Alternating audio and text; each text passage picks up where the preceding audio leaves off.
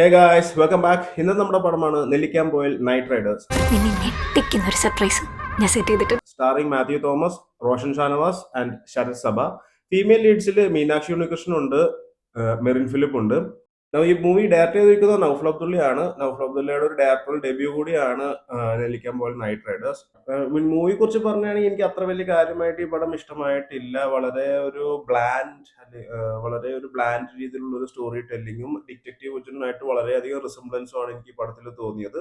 ഒരു average experience, അതാണ് എനിക്ക് മെയിൻലി ഫീൽ ചെയ്തത്. ആവറേജ് എന്ന് പറയുമ്പോൾ ഡയറക്ടേഴ്സിന്റെ അതൊരു എഫേർട്ടും ഇട്ടിട്ടില്ല എന്നല്ല, എഫേർട്ട് ഇട്ടിട്ടുണ്ട്.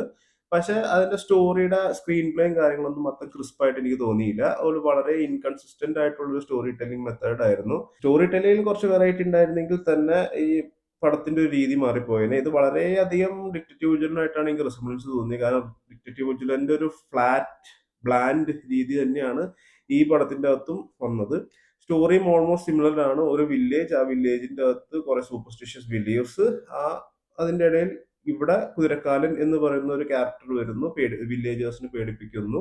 ഓൾസോ ഈ ഫിലിമിന്റെ അകത്തെ ക്യാരക്ടേഴ്സിനൊന്നും അത്ര വലിയ ഒരു ബാക്ക് സ്റ്റോറിയോ ഡെപ്തോ ഉള്ളതായിട്ടും എനിക്ക് തോന്നിയില്ല. ഫോർ എക്സാമ്പിൾ, ഇതിന്റെ അകത്ത് മീനാക്ഷി ഉണ്ണികൃഷ്ണന്റെ ക്യാരക്ടർ ഒരു ഡിറ്റക്റ്റീവ് നോവൽസും കാര്യങ്ങളൊക്കെ ഇഷ്ടപ്പെടുന്ന ഒരു വ്യക്തിയായിട്ടാണ് ഇതിന്റെ അകത്ത് പോർട്രേ ചെയ്യുന്നത്. പക്ഷെ ആ ഇഷ്ടം എന്ന് പറഞ്ഞ സാധനം ഒന്നും ഈ പടത്തിന്റെ അത് വേറെ എവിടെയും റിഫ്ലക്റ്റ് ആവില്ല. സ്റ്റാർട്ടിങ്ങിൽ അത് പറയുന്നതല്ലാണ്ട് പിന്നീട് ആ മൂവി പ്രോഗ്രസ് ചെയ്യുന്തോറും ആ ഒരു സ്കിൽസോ ആ ഒരു ഇഷ്ടമോ പിന്നെ എവിടെയും റിഫ്ലക്റ്റ് പോലും ചെയ്യുന്നില്ല. അങ്ങനത്തെ രീതിയിലുള്ള ഇൻകൺസിസ്റ്റൻസി ആണ് എനിക്ക് തോന്നിയത്. ചിലപ്പോൾ ഒരു വെറൈറ്റിക്ക് വേണ്ടിയായിരിക്കും ഒരു സ്റ്റോറി ടെല്ലിംഗിൽ ഇൻകൺസിസ്റ്റൻസി എന്നുള്ളൊരു മെത്തേഡ് ട്രൈ ചെയ്യുന്നത്. പിന്നെ ഇതിന്റെ അത് മീനാക്ഷി ഉണ്ണികൃഷ്ണനും മാത്യു തോമസും തമ്മിലുള്ള ലവ് ആംഗിൾ ഉണ്ട്. ഇവിടെ ലവ് സ്റ്റോറിക്ക് ഈ ഫിലിമിന്റെ കഥയ്ക്ക് യാതൊരു ഇമ്പാക്റ്റും ഉണ്ടാക്കിയതായിട്ട് എനിക്ക് തോന്നുന്നില്ല.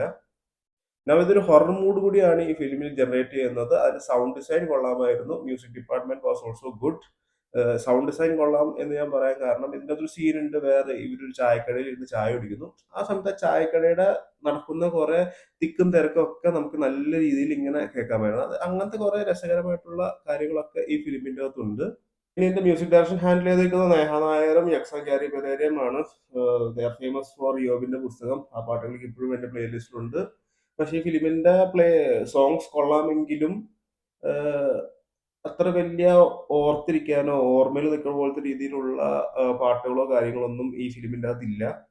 പിന്നെ ഈ ഫിലിമിനെ എന്തിനാണ് നെല്ലിക്കാമ്പോയിൽ നൈറ്റ് റൈഡേഴ്സ് എന്നൊരു പേര് ഓർത്തത് എന്ന് എനിക്ക് മനസ്സിലാവുന്നില്ല. ഒരു വലിയ കാര്യമായിട്ടുള്ള ഒരു ഹൈ മൂവ്മെന്റ്സ് ഒന്നും ഇല്ലാത്തൊരു പടം തന്നെയാണ് നെല്ലിക്കാമ്പോയിൽ നൈറ്റ് റൈഡേഴ്സ്. തോട്ടുകൻ നെല്ലിക്കാമ്പോയിൽ നൈറ്റ് റൈഡേഴ്സ് എനിക്ക് വളരെ ഒരു ആവറേജ് എക്സ്പീരിയൻസ് ആയിരുന്നു.